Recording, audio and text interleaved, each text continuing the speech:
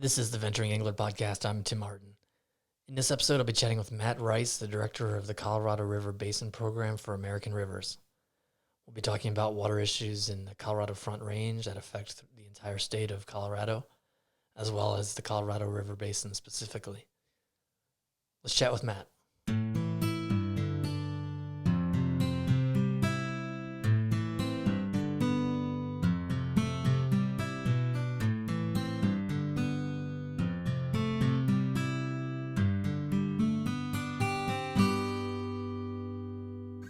All right, we're here with Matt Rice, director of the Colorado River Basin program for American Rivers. Welcome to the Venturing Angler Podcast, Matt. Thank you, Tim. I'm really happy to be talking with you. So we've had this scheduled for a few days. This morning, I saw an article that I wanted to read in the Wall Street Journal about how investors are tackling a water crisis in Colorado and in the Colorado River. I lived in Denver for 9 years, and I saw the South Platte at a trickle at critical times of the year. I've seen recently initiatives among the quote environmentalist legislators to build more dams, which is heartbreaking. I see and hear a lot. I don't know what's true and what's not. I find myself seeing a growing suburban population in the Denver metro area and being concerned about Western water. And so I'm glad to have you on the podcast.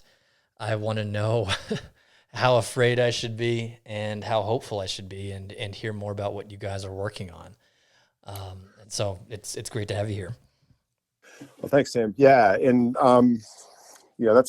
that's a tricky question, how afraid or how hopeful you should be. And I think it's a bit of both. So I direct our work in the Colorado River Basin. It's a basin that provides water to about 40 million people. It's also a region that is being hit incredibly hard by climate change through increasing temperatures, which kind of sucks the water out of soil, out of the rivers, out of reservoirs. The urgency is really extreme right now. I mean, this is the time that we have to act. The river doesn't provide as much water as it used to, or as we have historically managed it to. And so now I think what's changed since you've been in Denver is that because the risk is increasing, there's a real sense on behalf of conservationists like American Rivers, but certainly several others, water providers like Denver Water, farmers and ranchers, and the states that, we're really all in this together, and we have to work together to take collective action to ensure a sustainable Colorado River. There are a variety of different ways that, we are trying to kind of attack this. One is advancing more flexible ways to manage water that provide certainty for water users like farmers and ranchers, but also provide benefits for rivers through increased flows. We're working on policy and funding to make sure that there's enough money that comes into the state of Colorado and other states in the basin to actually implement the conservation projects that we need to get done on the ground. And this is all happening at a state and federal level. This is good to hear. So I split time between Montana and California, and in California, I'm involved with California trout. And what's exciting about them is that they've been able to sort of bring in parties that would normally be seen as the opposition. So it's good to hear that Denver Water also sees this as an issue. In my biased and probably uninformed mind, they were the people that were feeding, the new LA, if you will, of the Front Range with green lawns. And so how are they choosing to try to address this crisis? Well, I mean, I think that certainly Denver Water's leadership has changed since you've been in Denver. But also the hydrologic situation in the basin has changed and gotten significantly worse. And so there's a recognition by Denver Water, but not just Denver Water, kind of all the big municipal water providers in the basin, that if we don't do something, risk to their water supplies is going to increase. And in how that kind of plays out for Denver Water is, in Colorado, 80% of the population lives on the Front Range, and 80% of the surface water precipitation is on the west slope. This has always been a limiting factor for almost 100 years in Colorado. And because of that, the state of Colorado water providers have built trans-mountain diversions that pull and pump and pipe water from the headwaters in the Colorado River Basin to the Front Range. Not just to Denver, but to Aurora, to Fort Collins, to Colorado Springs, to Pueblo. Those water rights are most oftentimes junior to senior water rights that ranchers put to beneficial use over their crops on the west slope. And so in the event that there is curtailment in the basin, or what people call a compact call, the upper basin has a requirement to deliver X amount of water, over 75 million acre feet of water over a 10-year period to the lower basin. If we can't meet that obligation, there's the potential that the lower basin could put a call on the river, which would ultimately mean that junior water right holders in the upper basin in Colorado and Utah and Wyoming would have to curtail their diversions. And in Colorado, the most water that is junior is water that is diverted from the west slope to the Front Range. And so there's this realization from Front Range water providers like Denver Water that in fact their water supplies are most at risk if the system crashes. So it's in their best interest as a... It is in their best interest, yeah, to support and advance and even fund some of these more flexible, conservation-oriented water management strategies. So if I'm understanding correctly, and I'm always coming at it as an environmentalist and conservationalist, but also Sure. maybe primarily as an angler. I don't know what is dominating my biases, but it sounds like to me as an angler and someone who cares about rivers that agricultural needs in the western side of the state actually help serve the goals I would have for healthy rivers. Absolutely. And I think that's on the west slope. I think it is becoming increasingly clear, I think, to conservation organizations and also to ranchers and agricultural associations that a healthy river and a healthy agriculture are very closely tied together, and that it's in our best interest to work together to advance these solutions, where traditionally, right, we haven't always been on the same side of the table. That alliance and that partnership in Colorado especially is getting stronger and stronger. I think a good example of this, so on the western slope of Colorado, about 15 counties are responsible for about 65% of the entire flow in the Colorado River. And these are counties that, as an angler, you'll be familiar with: Summit County, Grand County, Gunnison, Routt County, places with lots of really good fishing, especially in the headwaters. Conservation projects, funding for conservation projects is severely underfunded in the state of Colorado. And this last election cycle, conservation organizations like American Rivers stood side by side with ranchers like Colorado Cattlemen's Association, with support from the most progressive counties on the west slope to the most conservative counties, to pass a fiscal measure, a tax increase that would support healthy rivers, water conservation, productive agriculture going forward. And 72% of the voters on the west slope approve this measure. This is kind of unprecedented. I mean, this is a place that is extremely tax averse. Colorado as a state generally doesn't like to pass taxes, except in places like Boulder and Aspen. And so to have 72% of the vote in on the western slope, approving a tax measure for healthy rivers and conservation and productive ag is pretty remarkable.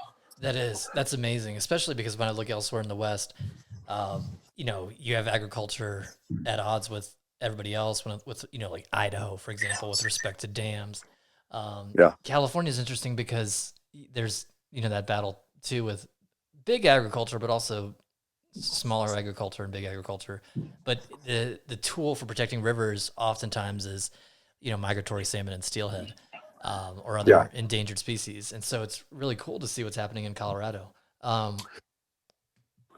Sorry, go ahead. Yeah, no, I was just going to say it is.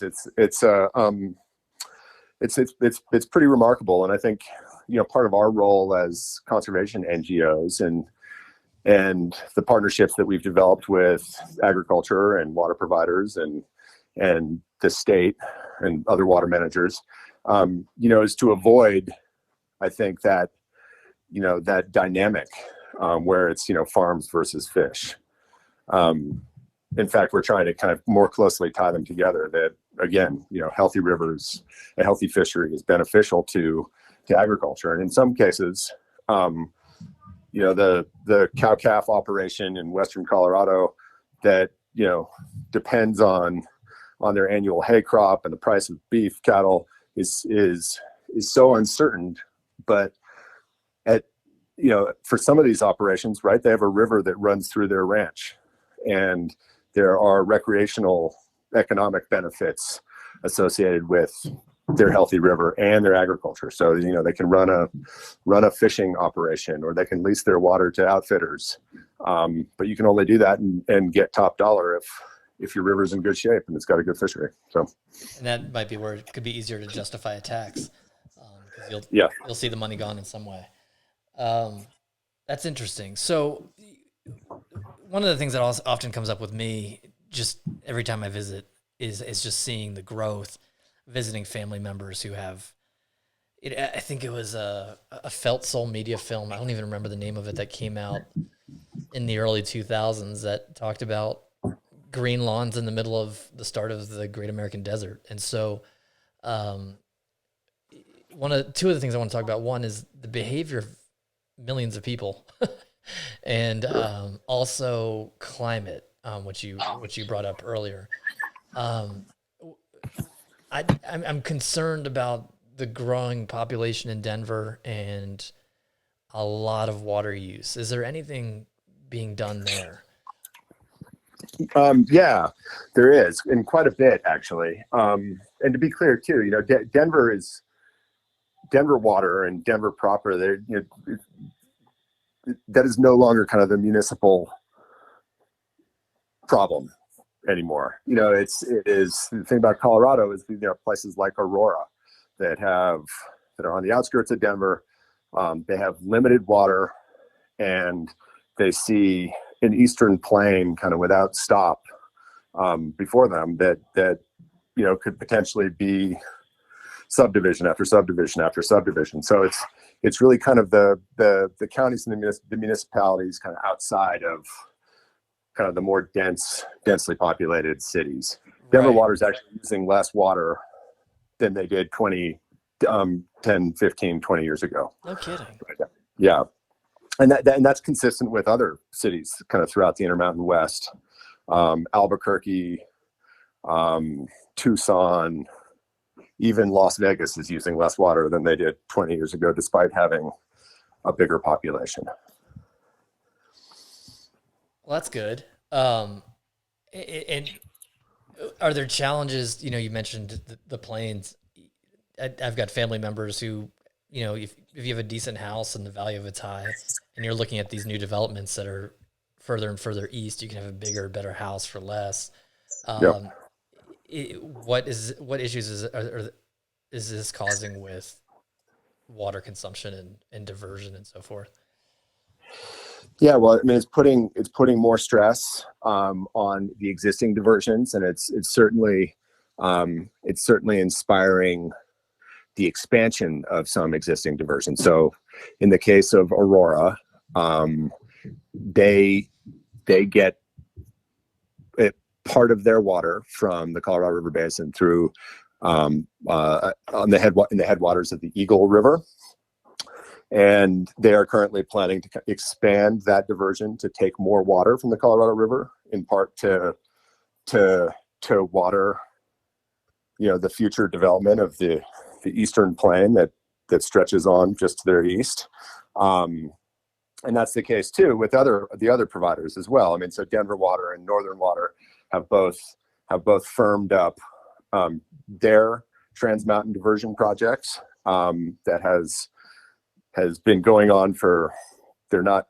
It's not the permitting is not complete yet, but that was also in an effort to kind of build out their west slope supplies in the face of climate change and diminishing water availability. And I think for the case of Denver, it was to kind of provide the security that they need, but certainly for others, it's to water future hopeful development.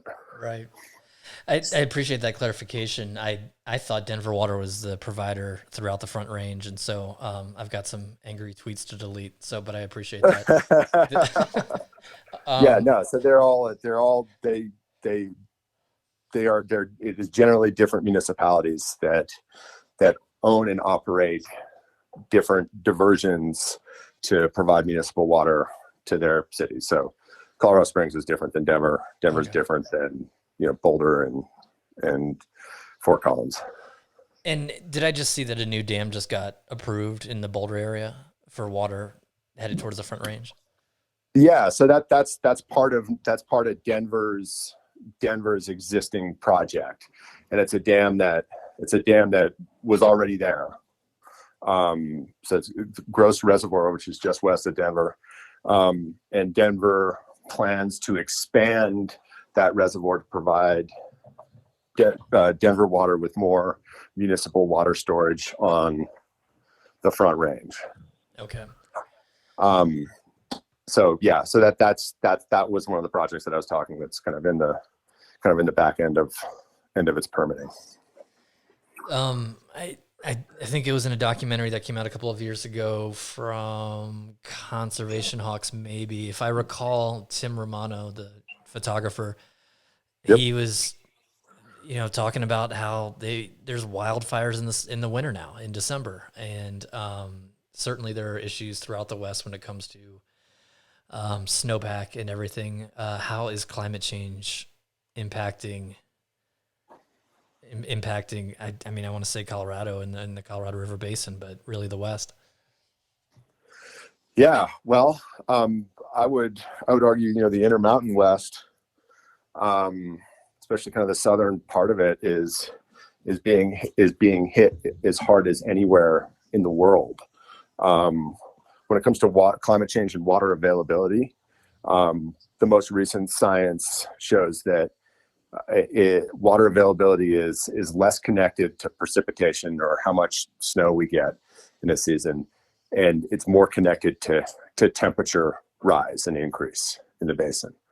So I think we saw this last year where we had an above average snowpack year, but we had an extremely hot summer.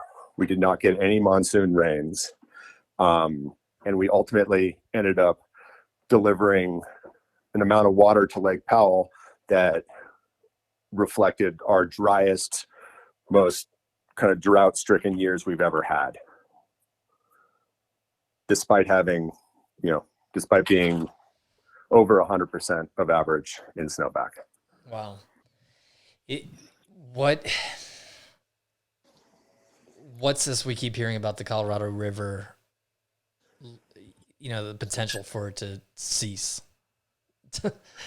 I was going to add more to that sentence, but that really is what it is, right? To stop its flow. Well, I mean, that's what we wake up thinking about every day. It's not going to totally go away, but because 40 million people depend on it, that the river itself drives a $1.4 trillion annual economy, according to a study that Arizona State put out a few years ago. The stakes are really high to kind of stop this free fall. Back in 1998, 1999, the two big storage facilities on the Colorado River are Lake Powell, and then there's the Grand Canyon in between, and then Lake Mead. Both those, the late 90s, were pretty much full. And then we had an extreme drought cycle that kicked off this current drought that we're still in, from 2000 to 2004. And from 2000 to 2004, we lost half of our storage in both those facilities, in both those reservoirs. So we went from storing 50 million acre feet of water of combined storage to 25 million acre feet. Wow. And now, we don't have that buffer, right? We don't have that flexibility. If we have another 2000 to 2004, the reservoirs don't have anywhere to go as far as storage goes. So they're just going to go down. The latest climate projections. So from 2000, water availability in the entire Colorado River Basin, we're down about 20% from 2000. There's 20% less water now in the river than there was in 2000. The latest science suggests that we could see 40% less water than we have now by the end of the century. Huh. That's certainly something that keeps you up at night. And is hard to hear, considering that it's clearly climate and drought driven, and of course behavior too. What can we do? Is there anything that can be done other than to try to? Well, we have to, for our approach to this is, right, we can't do this alone as a conservation organization or as a conservation community. We have to kind of support collaborative and bold action to address this. And bottom line is that, we have to figure out ways to use less water. We have to figure out ways to use less water on the municipal side. We have to figure out ways to use less water on the agricultural side and on the energy production side. We know we can do this, but it's, obviously kind of when you're up against 100 years of status quo or more, change can be slow. And, I think human beings sometimes have a hard time taking the action that needs to be taken until they're literally kind of falling off the cliff.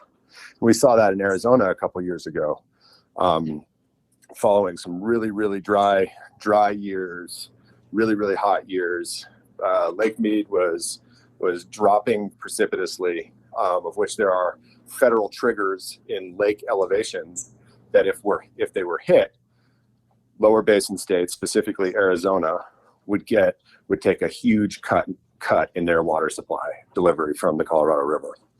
But it literally took until it was teetering on the edge until an agreement between all the basin states to kind of protect those lake levels was agreed to.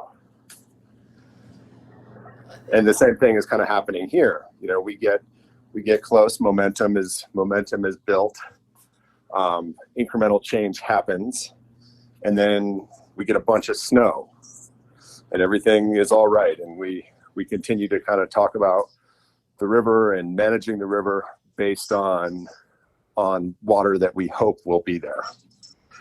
But as it turns out, hasn't been. Yeah, that's what California felt like a couple of years ago. I think California a couple of years ago was 2015 when they got, I think, 5% of thetheir surface water of average. That super dry year. It's like Southern California, they get half their water from the Colorado River Basin, half their water from the Sierra. I think the Sierra only provided 5% that year. Fortunately, that was a bigger year in the Colorado River Basin, and there was still pretty ample storage in Mead. And so Southern California was able to lean on their Colorado River supplies that year. But inevitably, it's going to happen when both of their supplies is going to be down. And this is a region that, has a population of 25 to 30 million people. Yeah, and it's, it's like you mentioned with the other the other crisis. As soon as we got a good hard wet winter, everyone resumed behavior as if everything was back to normal. Yeah. It was kind of heartbreaking because I was hoping that seeing a crisis might lead to changes, but it was like, And it has, but kind of incrementally. And I think there's an understanding now as as we're seeing the kind of the prolonged effects of this drought, or what many are calling the aridification of the West. So suggesting that this is not a drought but the new normal. That we do have to act with urgency, and the old way of doing things, building new dams, building new diversions, is not how we get out of it. It's about being creative. It's about being flexible, and bottom line, using less water. I don't want to reduce the seriousness of an issue by saying micro level, but we're looking at climate, the front range water use. On a lower level, what are some of the things that bring you concern? For example, you mentioned the Eagle. I don't know if that's one of them. Maybe Gore Creek is looking at a tough future. What are some of the other rivers that anglers might be familiar with that are on your radar, especially? Yeah, and it's hard to kind of decouple. I think decouple the impacts to kind of individual rivers or subbasins without kind of thinking about the bigger challenges: climate change, water availability. So what we've seen in the last several years, the dry years, including last year, 2 years before that, year before that,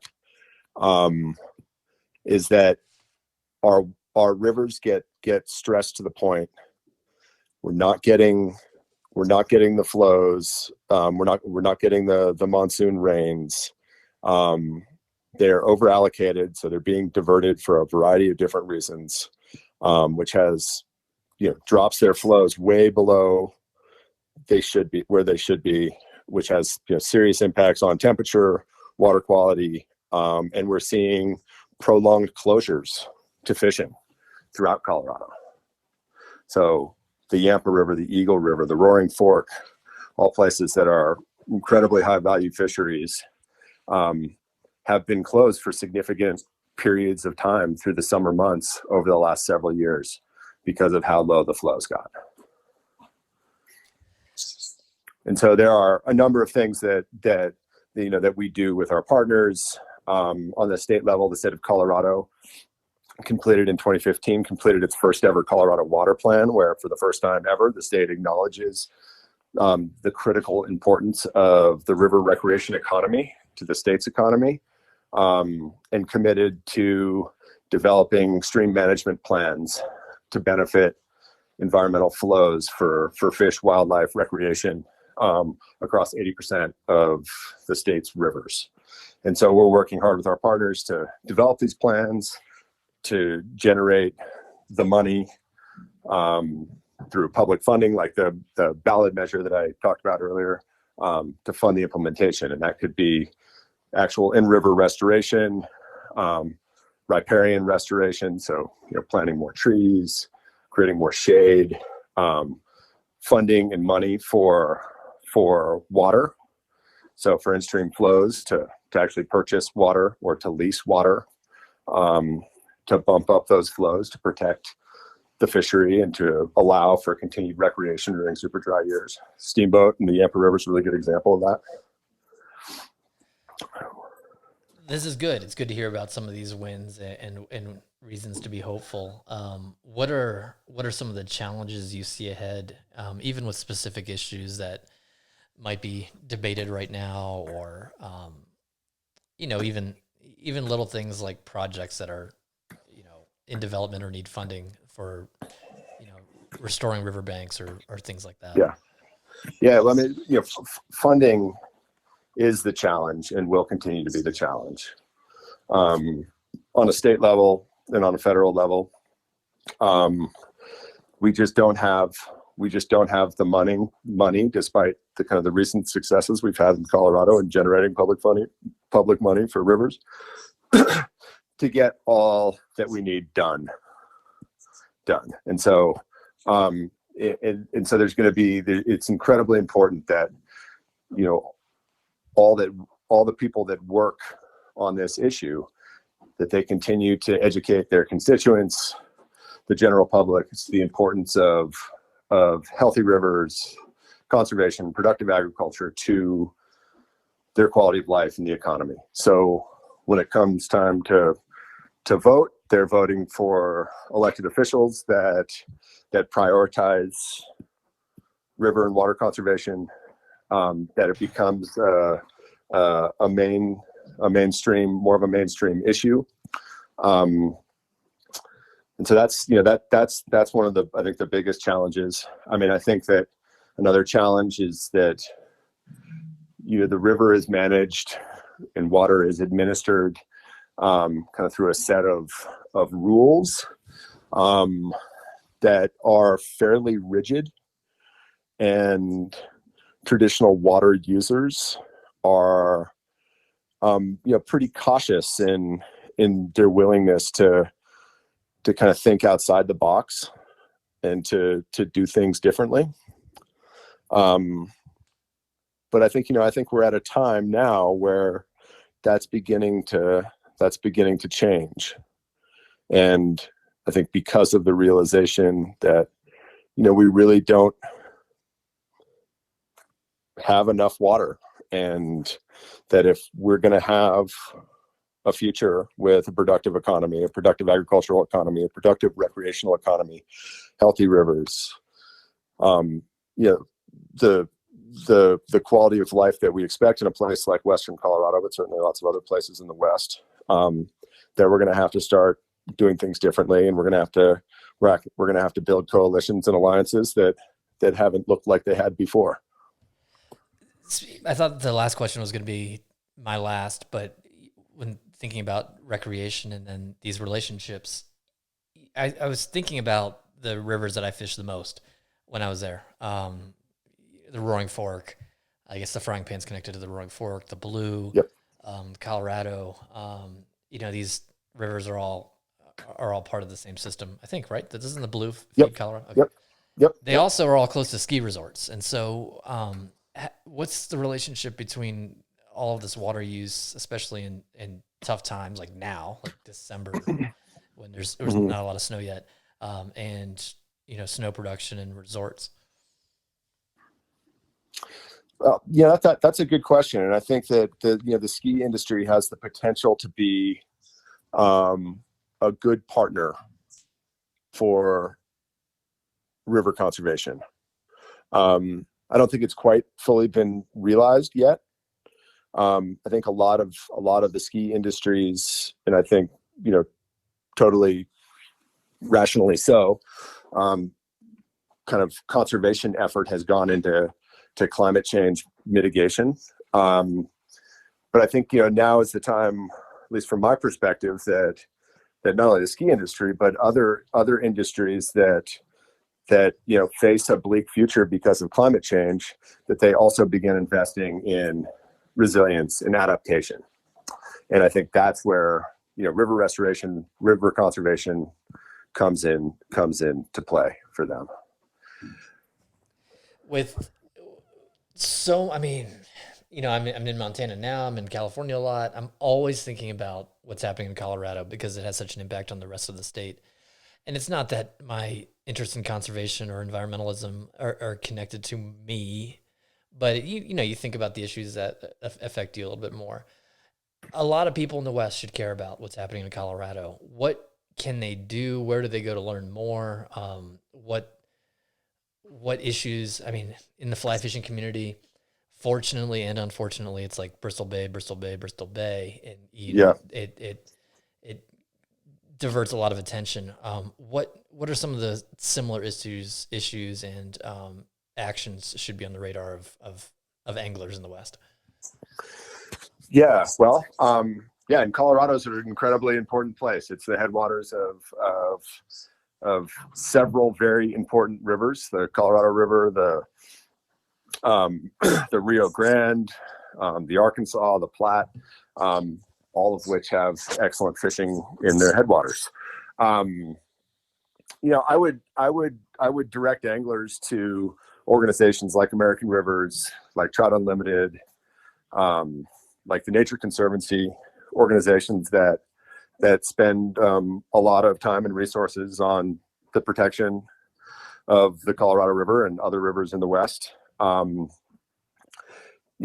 my perspective, all these kind of big, high level, almost existential issues that we've been talking about, are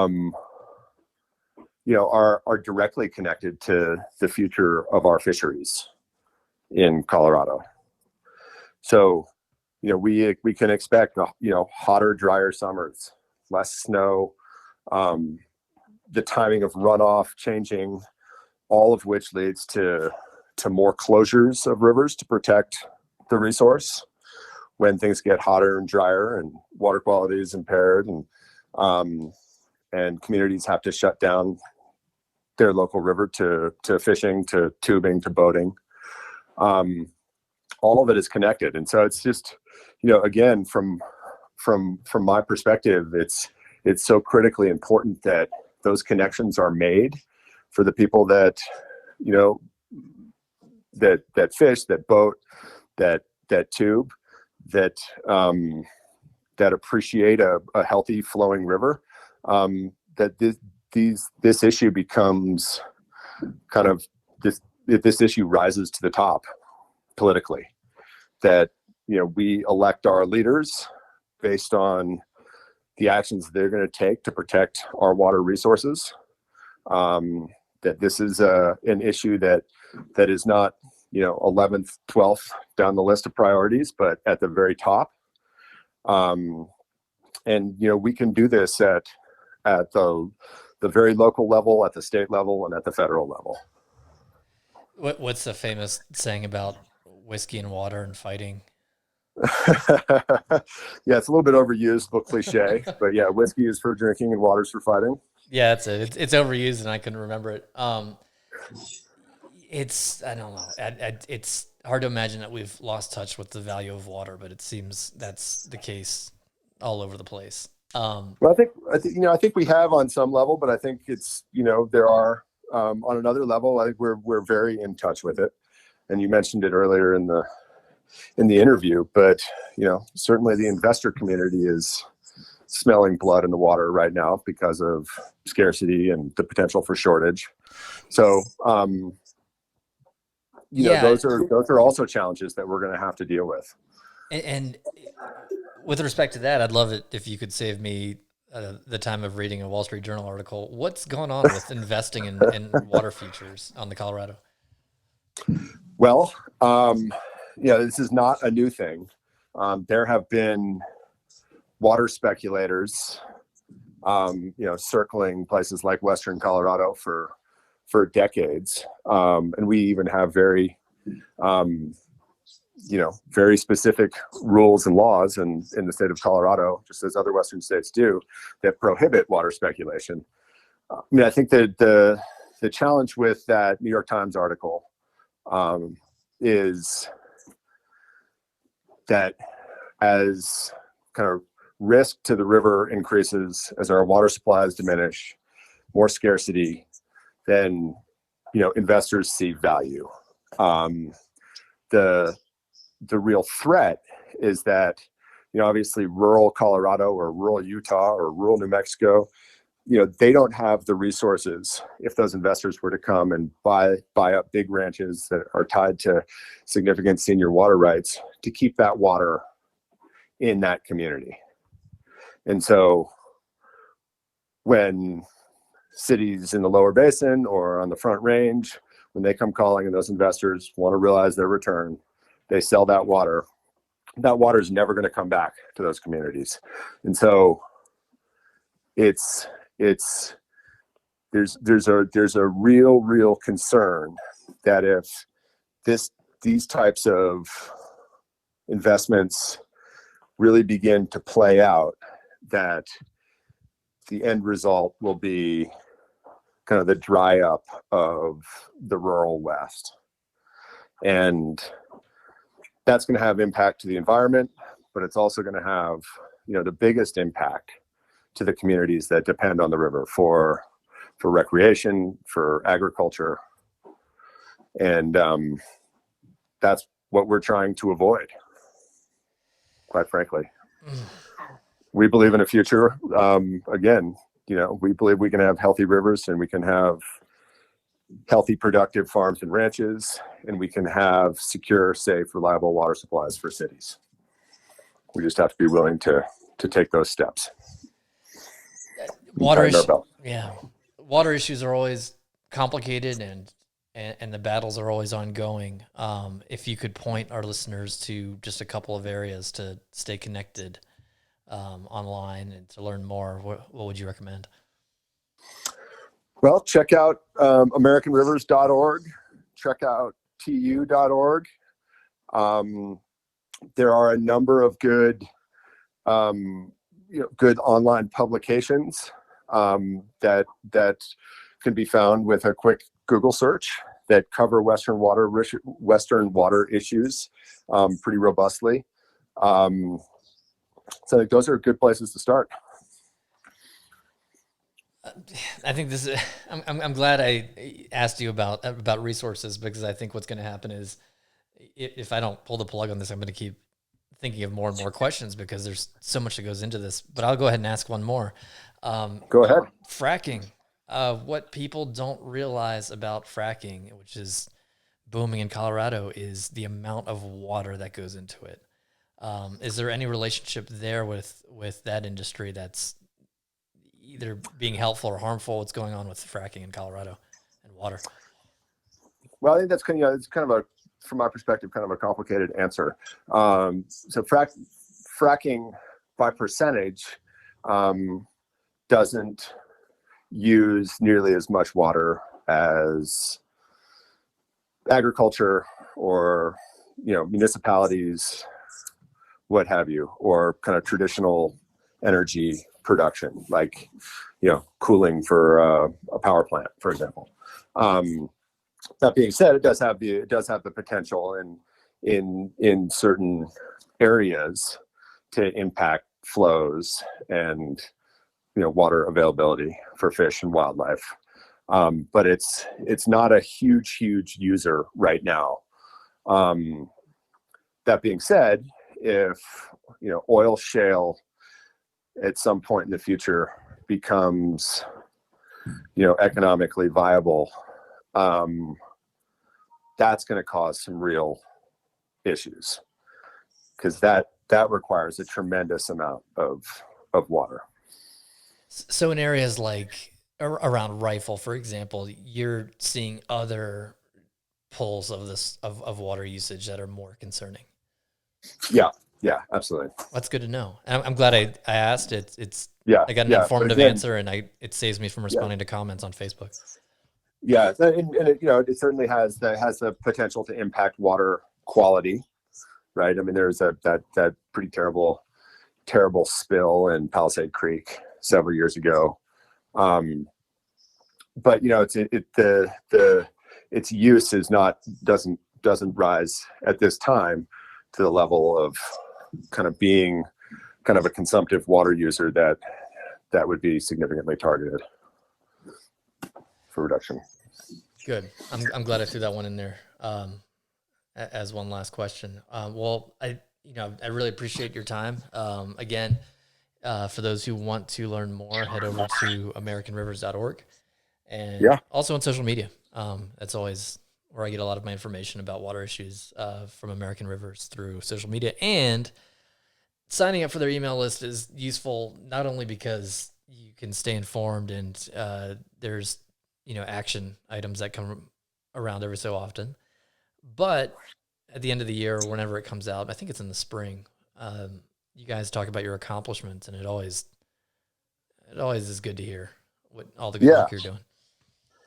Yeah, and we have offices all around the country, so I'd also encourage your listeners too, if there's and we're always open to to talking with folks that are concerned and interested in river conservation. So just, yeah, feel free to reach out to us too. And our numbers and emails are readily available on our website. Terrific. Matt, thanks so much. Absolutely, Tim. Thank you.